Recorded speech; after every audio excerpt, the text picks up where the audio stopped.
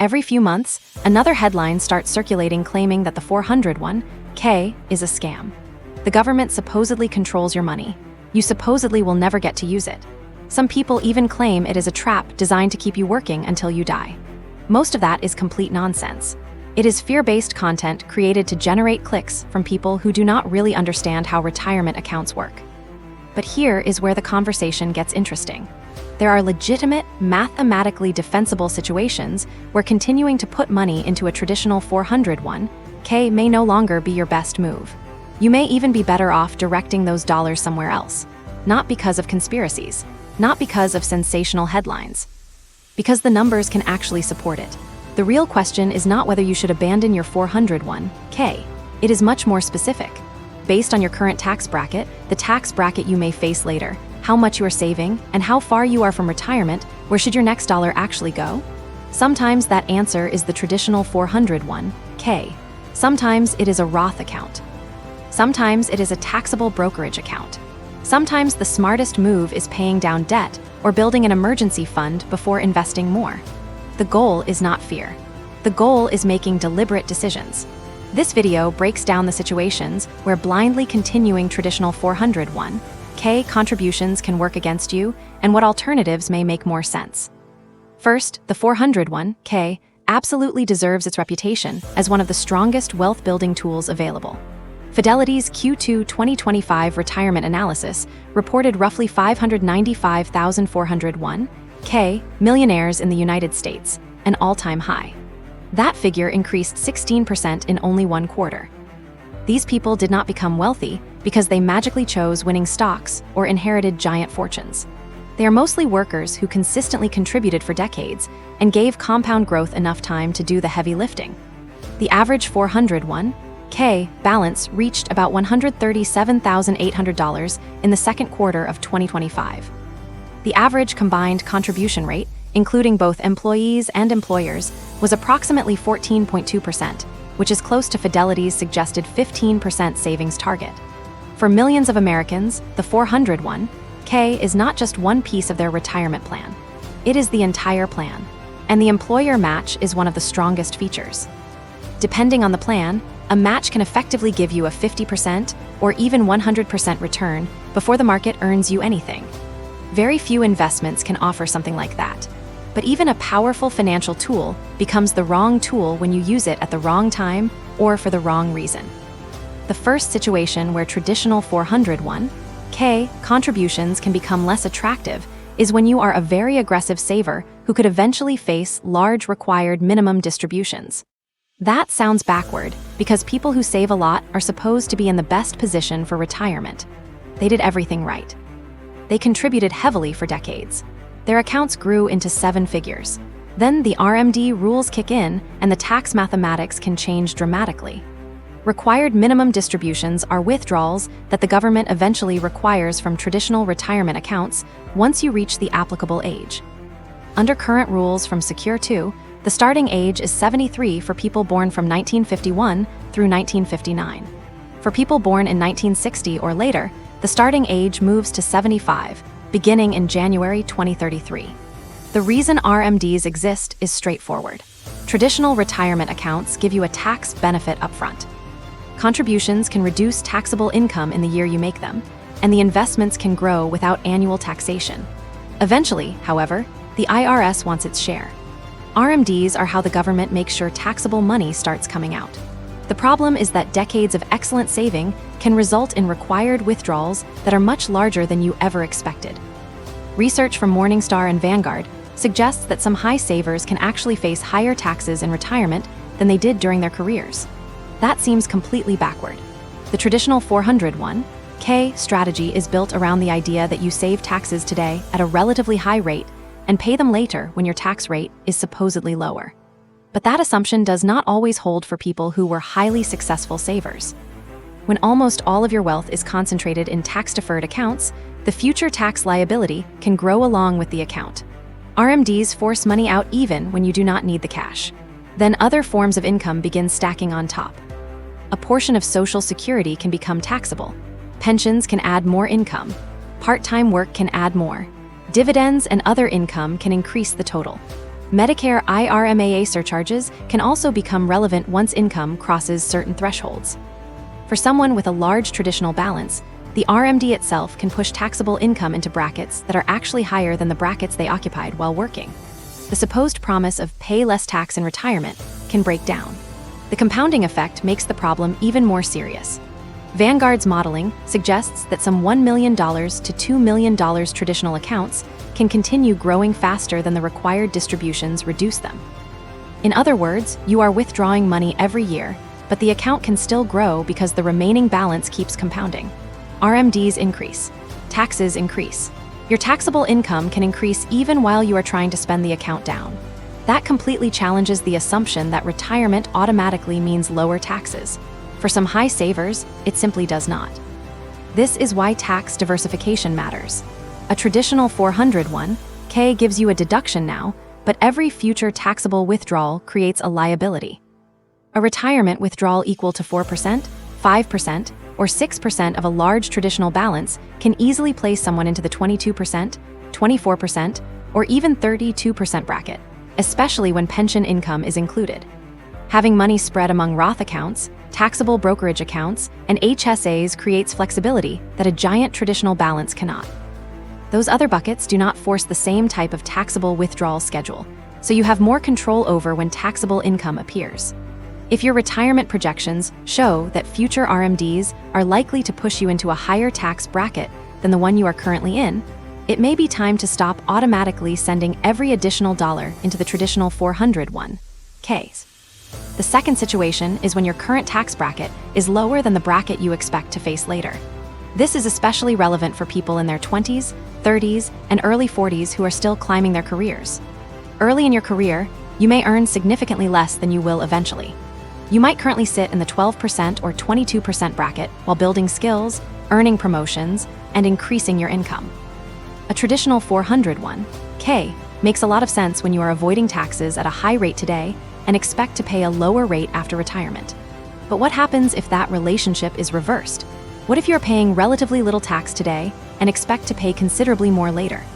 Research often finds that workers whose incomes rise substantially over their careers can benefit from Roth contributions because of that tax rate shift. The reasoning is simple. Imagine your income grows 1% to 3% every year for decades. Those early years may be the period when your tax rate is at its lowest. Putting money into a traditional account saves you perhaps 12% or 22% today. But what if the account grows dramatically and your retirement withdrawals later land in the 24% or 32% bracket? You may have taken the smaller tax break early and created a much larger taxable liability later. Consider someone starting their career at $60,000 while their income grows 2% a year. In those early years, they could remain in the lower brackets. Now jump forward 20 years. Suppose that person earns $140,000 after promotions, bonuses, and career growth. They are now in a substantially higher bracket.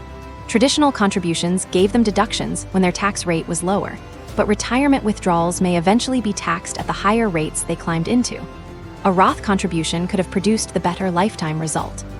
The Roth strategy flips the timing.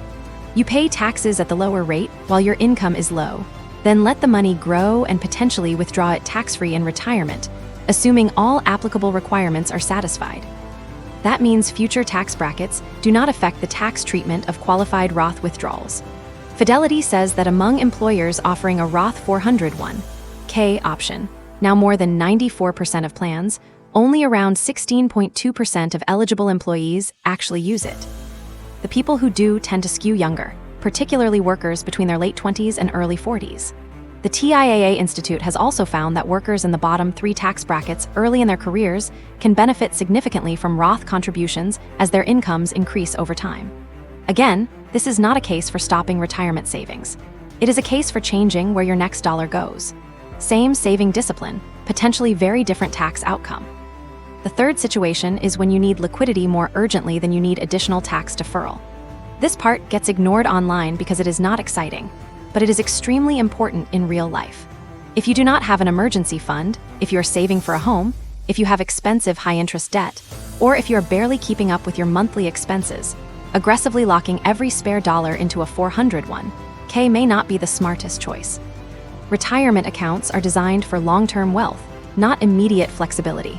If your employer offers a match, you should generally contribute enough to receive the full match, because giving up that benefit makes little financial sense. That is effectively free compensation.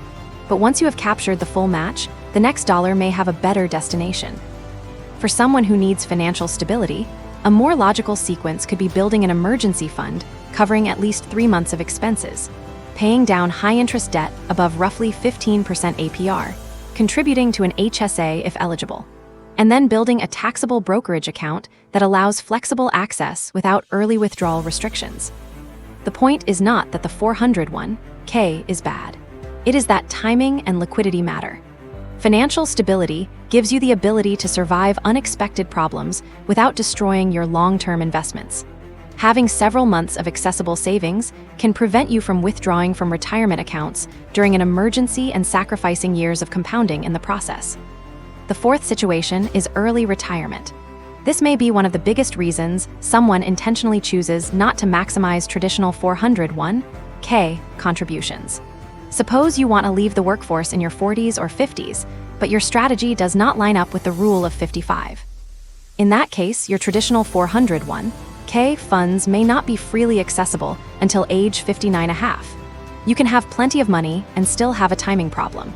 Your retirement begins, but your retirement account assumes you will keep working for another decade or more. The rule of 55 can help in certain cases. It allows penalty-free withdrawals from your most recent employer's 401(k) if you separate from that employer during or after the calendar year in which you turn 55. But it does not apply universally, so you have to check the rules of your specific plan. And if you plan to leave work before 55, the mismatch becomes even more important. You have assets, but those assets may be difficult or expensive to access. You need income now, not 15 years from now. The solution is not to abandon retirement investing. It is to build a portfolio with assets that can actually bridge those early years. A taxable brokerage account has no annual contribution limit, no age-based withdrawal restriction, and no early withdrawal penalty. The trade-off is taxation. Long-term capital gains on assets held more than a year are generally taxed at 0%, 15%, or 20%, depending on income and other factors. Only the investment growth is subject to those capital gains taxes, while your original after-tax contributions are not taxed again. A meaningful taxable brokerage balance can act as a bridge between leaving work and reaching the age when retirement accounts become easier to access. You could rely on taxable assets during your 40s and 50s, then transition into traditional retirement accounts once penalty-free access becomes available. That combination can cover the full timeline instead of creating a giant gap between early retirement and account access. The fifth situation is when your 401(k) plan itself is simply not very good. Some plans are outstanding. They offer low fees, broad index funds, strong investment choices, clean interfaces, and institutional share classes that ordinary investors may not be able to access on their own. But other plans are terrible.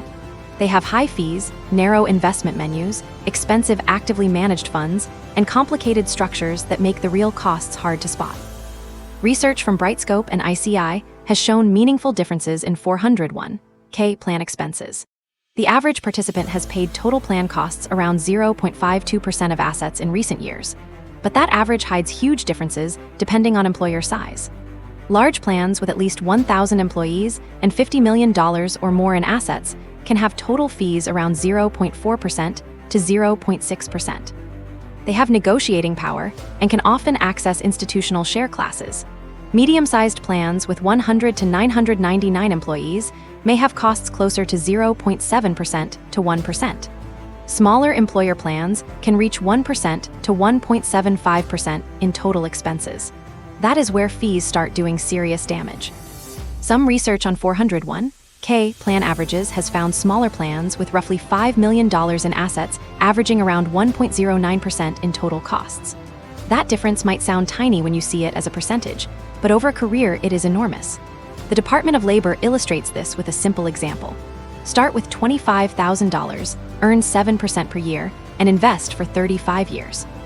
At a 0.5% annual fee, you could end with around $227,000. At a 1.5% annual fee, the ending balance drops to approximately $163,000. A 1 percentage point fee difference cuts the final balance by roughly 28%. High fees do not just take money away today. They also take away future growth because the fee dollars no longer participate in compounding. So if your 401k charges more than 1%, or the investment menu is filled with expensive, actively managed funds, the optimal strategy can change. You still contribute enough to capture the full employer match. Beyond that, however, an IRA with low-cost index funds might be a better place for additional money. Things worth watching include fund expense ratios above 0.5%, administrative fees above 0.5%, additional charges hidden inside variable annuities, managed account fees layered on top of existing expenses, and revenue-sharing arrangements embedded in fund costs. In some cases, the most sensible approach really is simple. Get the match, then send new contributions elsewhere. The sixth situation involves future Roth conversions. For high savers, this can be especially important. Suppose you already know that you may want to convert some traditional money into Roth accounts later, perhaps during a sabbatical, in between jobs, or during the years before RMDs begin. In that case, constantly adding even more money to the traditional side today could make the future conversion strategy harder. Why? Because you can end up doing the same thing twice. You put money into the traditional account to avoid tax today. Then years later, you convert a much larger amount and pay tax on the accumulated balance and growth. You delayed the tax, but if your future tax rate is higher, you may not have actually improved your outcome. If Roth conversions are already part of your long-term plan, shifting some contributions toward Roth accounts today can create better tax diversification. It slows the growth of the traditional balance, keeps future RMDs more manageable, and leaves more room to convert strategically later. A smaller traditional balance in your 60s can make it easier to target a specific tax bracket, avoid or reduce Medicare IRMAA surcharges, lower future RMDs, and better control taxable income throughout retirement. This is where tax planning becomes an actual strategy. It is not simply about how much you save. It is about where you save it and when the government gets to tax it. And that brings us to the principle connecting all six situations. The real question is always, where should my next dollar go? There is no universal answer. Your current tax bracket matters. Your future tax bracket matters. Your savings rate matters. Your retirement date matters. The fee structure of your employer plan matters. Your need for liquidity matters. People who tend to have the smoothest and most tax-efficient retirements usually have money spread across multiple account types. They have tax-deferred money in traditional 401(k)s and traditional IRAs. They have Roth money that can potentially come out tax-free in retirement. And they have taxable brokerage money that provides maximum flexibility. That combination gives you options. Being able to choose which account to pull from and when allows you to influence your taxable income from year to year. That flexibility is incredibly powerful. Imagine someone with $1 million entirely in traditional accounts. Their choices are limited. Every withdrawal increases taxable income. RMDs eventually force certain amounts out. Social Security taxation and Medicare premiums can also respond to their income level. Now compare that with someone holding $400,000 in traditional accounts, $300,000 in Roth accounts, and $300,000 in taxable investments. That person has much more control. They can satisfy RMDs from the traditional account, supplement spending with tax-free Roth withdrawals, and use the taxable brokerage account for large purchases or years when they want to manage taxable income differently. The money is distributed across different tax buckets, and that creates flexibility. The contribution limits for 2026 give you useful planning context. The annual 401(k) employee contribution limit is $24,500 for people under 50. Catch-up contributions add $8,000 for eligible people ages 50 through 59 and for those 64 and older. For ages 60 through 63, the enhanced catch-up contribution is $11,250, bringing the total potential contribution for that age group to $35,750. IRA contributions are capped at $7,500, plus a $1,100 catch-up for those 50 and older. HSA contributions are $4,400 for individuals and $8,750 for families, with a $1,000 catch-up beginning at age 55. Taxable brokerage accounts do not have an annual contribution ceiling. Understanding those limits allows you to allocate money intentionally, instead of simply funneling everything into whatever account your employer presented when you first started the job. So here is the bottom line. The 401k is not a scam. The viral headlines claiming otherwise are wrong. The 401k remains one of the strongest wealth-building vehicles available. Fidelity's data showing hundreds of thousands of 401k millionaires is a powerful reminder of what consistent contributions and long-term compounding can accomplish.